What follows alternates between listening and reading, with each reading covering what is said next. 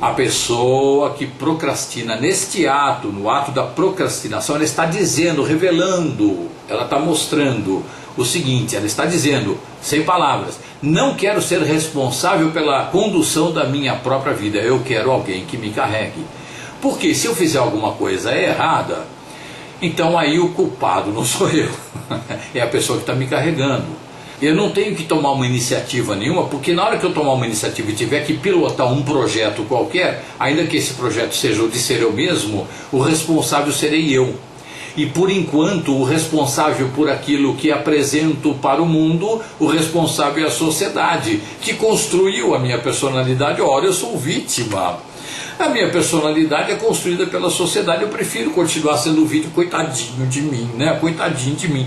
A sociedade me produziu, né? A melhor coisa que eu pude fazer é ser isso que a sociedade produziu, né? Ainda que eu pague com a minha saúde, que eu pague um preço impagável de asfixia existencial, de doença, de, entre aspas, infelicidade, eu prefiro dizer não saúde, né, de doença no nível relacional, em todos os níveis, amoroso principalmente, fica ausente, o amor fica inviável numa condição dessa.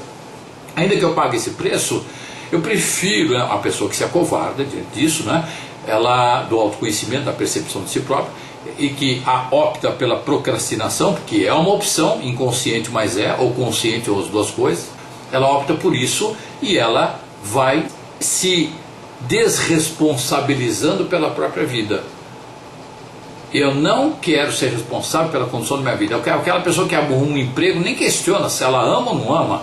Aquilo dá para viver, tudo bem, fica lá no emprego, infeliz ou feliz, tanto faz. O que ela não quer é conduzir a própria vida. Ela não quer ter a responsabilidade de ser ela mesma, porque quando você é você mesmo, isso é maturidade emocional, inteligência emocional, aí você arca com os danos e os dividendos também, né?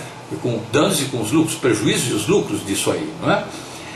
E a pessoa que está em procrastinação, tal, um pavor, o pânico de se perceber, ela não quer mais conduzir a vida dela, ela se entrega no mau sentido, ela se encosta, não é se entregar ao acontecer, ela se entrega ao programado, ao cartesiano, as cartinhas marcadas da vida. Eu trabalho até tal idade, depois ali eu me aposento, depois eu faço não sei o que, e você viveu você mesmo, nem sabe o que é a si próprio. E quando começa qualquer conversa que fala, isso é filosofia, isso aí, eu gosto de filosofar, isso não tem nada a ver, a pessoa desqualifica o outro que está lá de repente conversando sobre uma filosofia, sobre um questionamento existencial, que não seja ainda filosofia, né? Filosofia é muito isso também, mas que seja um questionamento pobrinho, né? Uma coisa pequena. A pessoa foge como o diabo da cruz de tudo que possa provocar um espelho existencial nessa criatura, e denigre, porque ela tem pavor daquilo ali. Então a pessoa que procrastina, ela está dizendo, não quero ser responsável pela condução da minha própria vida, eu quero alguém que me carregue, porque se der problema, deu problema, o problema é da pessoa, não é meu. Se der tudo certo, tá bom, eu não sou eu que estou me carregando mesmo, então o mérito é dele, mas eu não quero ter mérito, eu só não quero ter problema, a pessoa está focada na sombra, percebe? Complicado isso aí. É difícil sair de uma situação dessa, mas nós vamos falar disso daqui a pouco. A razão dessa bagunça é que a própria pessoa gerou um pânico de olhar para si própria.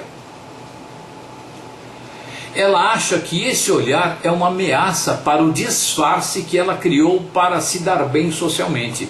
E de fato é uma ameaça para o disfarce. Só que ela não sabe que lá atrás tem uma coisa muito melhor que o disfarce. Tem ela mesma, que é única, essencial para a humanidade, para ela mesma e para a humanidade. Só que ela não sabe, ela acha que aquela máscara a salva. Na verdade, aquela máscara ali a sufoca, mais a sufoca do que lhe traz vida ou algum benefício existencial. Ela mantém a pessoa apagadinha, respirando pouco, doente, praticamente doente. Uma ameaça para a máscara que ainda a protege da sua própria fragilidade. A questão toda é essa. Porque na hora que você está se conhecendo, você está num projeto de autoconhecimento, meditação, yoga, qualquer coisa que você ame fazer, você vai tomar contato de qualquer jeito com a sua fragilidade, não tem jeito. Ah, mas eu tomar contato com a fragilidade, então eu vou morrer com isso aí, vai ser muito ruim. Não. Você vai passar a enxergar na sua fragilidade a sua força, porque é ali que ela está. A sua força não está no exército que você cria, no monte de diplomas e MBAs e pós-docs que você faz. Tudo isso eu não estou descartando, não estou desqualificando, não, é muito bacana. Mas quando você apoia o valor da sua existência nesses quesitos, nesses objetos, você não está em você. Então, na hora que você começa a se conhecer, você toma contato com a sua fragilidade. Não só com a sua fragilidade, com aquilo que você tem habilidade, aquelas coisas nas quais você tem uma relativa força, e também com as suas fragilidades.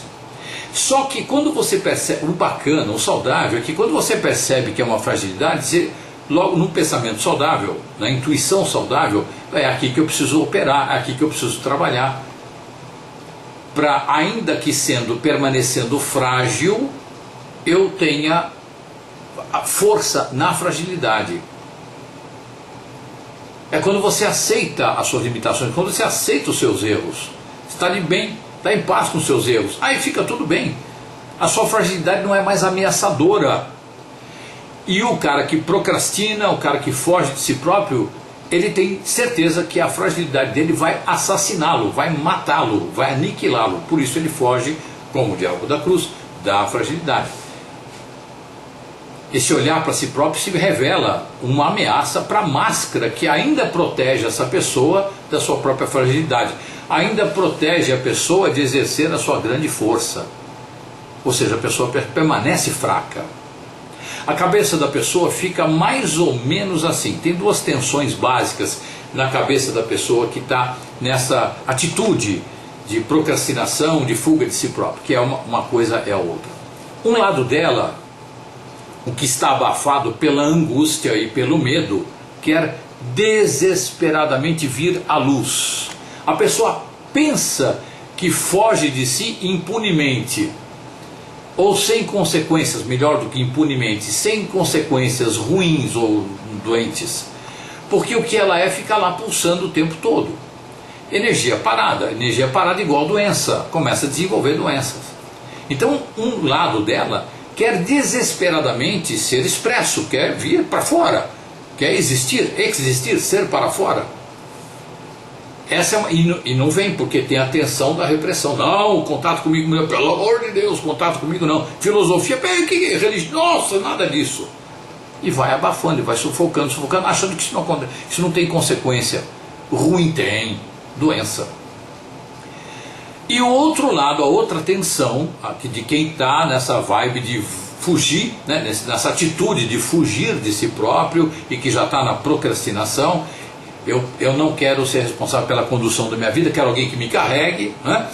Outra tensão é a insegurança e o consequente medo de lidar com esse lado que quer vir à luz, impelem a pessoa a fugir de si própria, porque não tem estrutura para se aceitar como é. Então fica essa dupla tensão, dois vetores opostos.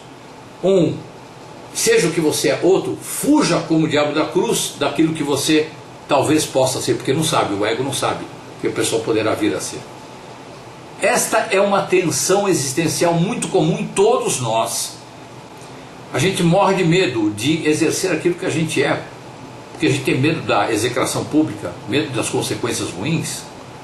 Só que a gente não sabe que cada vez que eu sou mais um pouco que sou, mais feliz e saudável sou, mais resistente fico às pauladas que eventualmente possam vir de fora. Chega uma hora que o ouvido fica vazado, as coisas entram por um ouvido e saem pelo outro mesmo. Só que a insegurança, quando eu estou focado no ego, a insegurança não deixa. Não, você vai morrer, você vai ser execrado, você vai ser humilhado, você vai isso e aquilo. O bacana é, tanto faz, né? Mas este ego ainda teme o social, ou seja, a referência deste ego medroso é o externo, é o superego repressor. É o conjunto de normas escritas e não escritas. Não estou falando da lei, a lei é necessária, sempre falo aqui. Estou falando daquele excesso de repressão. O ego medroso, ele tem medo da execração pública, da exclusão, quando na verdade esse ego nem está percebendo nessa hora que os grandes caras que fizeram grandes criações, promoveram grandes progressos tecnológicos, espirituais, artísticos e por aí afora, esses caras tiveram a ousadia de ser a si próprios.